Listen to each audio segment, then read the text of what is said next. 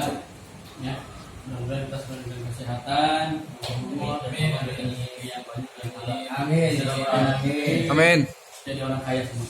Amin. Kalau halal boleh jadi orang kaya. Kaya. Yang miskin siapa? Berzakat. Orang lain. Oke. Baik, sore hari ini saya akan mempresentasikan makalah sejarah budaya Islam, yaitu mengenai peristiwa Fathul Makkah atau penaklukan kota Makkah. Ya, ini ya. Baik, hal-hal yang akan kita bahas.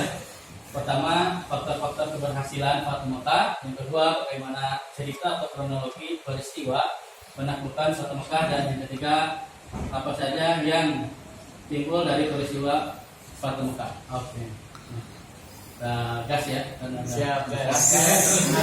Next. Baik, ini ada kita petakan ya tadi sama aja ya. Nah, di sini gambaran umumnya bahwa ya bahasa Arab dalam bahasa Arab Fathul Makkah itu adalah penaklukan kota Makkah, yaitu terjadi pada tahun 630 Masehi, tepatnya pada tanggal 10 Ramadan 8 Hijriah. Nah, ketika Nabi Muhammad SAW beserta 10.000 pasukan bergerak dari Madinah menuju Mekah. Banyak kan? Kemudian menguasai Mekah secara keseluruhan sekaligus menghancurkan berhala yang ditempatkan di dalam dan di sekitaran Ka'bah. Dan ada juga filmnya, teman-teman sudah pernah lihatnya. Jadi nambah referensi dari film. Nah, penyebab peristiwa Fathul Mekah pertama, sebab utamanya adalah datang dari kaum Quraisy sendiri, yaitu di mana sebelum terjadinya pelanggaran yang mengundang kaum muslimin untuk memberikan hukuman kepada mereka. Yang kedua, orang-orang dari Bani Bakar meminta bantuan personil dan senjata kepada para pemimpin Quraisy guna menyerang orang-orang Bani Khuza'ah yang merupakan sekutu muslim. Kafir Quraisy ikut membantu Bani Bakar, padahal berdasarkan kesepakatan damai dalam perjanjian Hudaybiyah atau Zulqa'dah tahun 6 Hijriah, dalam salah satu klausul disebutkan melarang adanya gencatan senjata selama 10 tahun. Lanjut, nah ini pengiriman beberapa satuan perang dan utusan. Setelah suasana menjadi tenang, Nabi Muhammad SAW mengirim beberapa satuan perang dan utusan, di antaranya satu, pengiriman Khalid bin Walid ya, untuk menghancurkan berhala Uzza di Naklah. Yang kedua, Amr bin As diutus untuk menghancurkan berhala Suwa milik Ujail di Ruhat. Yang ketiga, Nabi mengutus Sa'ad bin Zaid al-Ash'ari bersama 20 orang ke Al-Mushallal di bilangan Qadid pada berhala Manat. Nah, di sini pengaruh penaklukan kota Mekah. Pertama, perjanjian Hudaybiyah merupakan permulaan dari sinyal datangnya kemenangan yang besar. Dengan dibukukannya perjanjian ini, semua orang merasa aman. Ya. Yang kedua, setiap orang mengobrol dengan yang lain, memperbincangkan masalah Islam.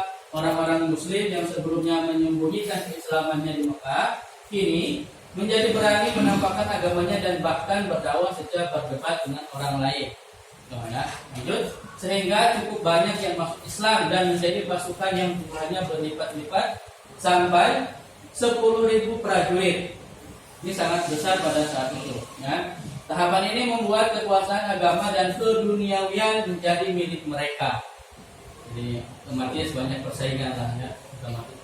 Nah, di sini ada faktor-faktor keberhasilan Fathul Makkah. Satu, siapa yang memasuki rumah Abu Sufyan, maka dia akan memperoleh keamanan. Dua, siapa yang masuk ke lingkungan Ka'bah, maka dia akan memperoleh keamanan. Tiga, siapa yang memasuki masjid, maka dia akan aman. Empat, dan siapa yang tinggal di rumahnya menutup pintunya, maka dia pun akan mendapatkan keamanan. Lanjut. Dengan memakai sorban berwarna hitam tanpa berpakaian ihram, Rasulullah SAW bertawaf dengan menaiki unta beliau. Dan ketika itu beliau tidak memaksakan diri untuk mencium Hajar Aswad karena yang bertawaf cukup banyak, 10.000 ya. Rasul hebat luar biasa ya. Yang nggak egois begitu. Nah, luar biasa alatnya. Tetapi beliau sekedar menunjukkan dengan menggunakan tongkat beliau. Ini ada juga hadisnya ya, menjadikan dasar satu pembahasan khusus itu tentang itu. Itu menyebabkan, itu sebagai pengajaran kepada umatnya agar tidak berdesakan, apalagi bertengkar dalam upaya mencium hajar aswad. Luar biasa.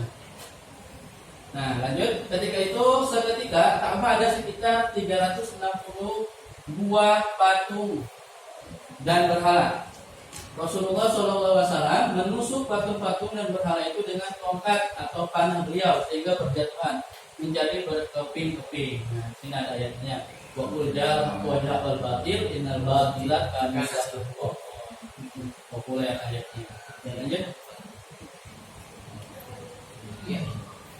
Nah, di sini Rasul melakukan haji wada, yaitu haji yang dilakukan oleh Rasulullah SAW pada tahun 10 Hijriah. Berarti 2 tahun setelah dia masuk Makkah tadi. Ya, ini dinamai demikian karena ketika itu Rasulullah SAW berpamitan dengan umatnya dan mengatakan bahwa siapa tahu aku tidak dapat lagi bertemu kamu semua setelah tahun itu. Ya. Nah, sini pesan-pesan Rasulullah kepada 144.000 manusia atau umat muslim saat berkhutbah. Yaitu janganlah berlaku kasar dan aniaya kalian semua manusia terhadap istri-istri mereka. Kenapa istri dulu yang berkasar? Jangan menuntut balas pembunuhan di zaman jahiliyah dan jangan riba. Lanjut. Jangan pula saling membunuh dan jangan menjadi kafir sepeninggal beliau dan berpeganglah pada kitab Allah Subhanahu wa taala dan sunnahnya supaya tidak tersesat. Sesungguhnya tidak ada nabi setelahku dan tidak ada umat baru setelah kalian. Hendaklah semua kaum muslimin saling bersaudara, tidak kelebihan satu kaum dengan kaum lainnya kecuali ketakwaannya. Tidak sombongnya. Tunaikanlah zakat kalian dengan lapang dada. Nah, berhajilah kalian ke Baitullah. Patuhilah pemimpin kalian, niscaya kalian masuk surga.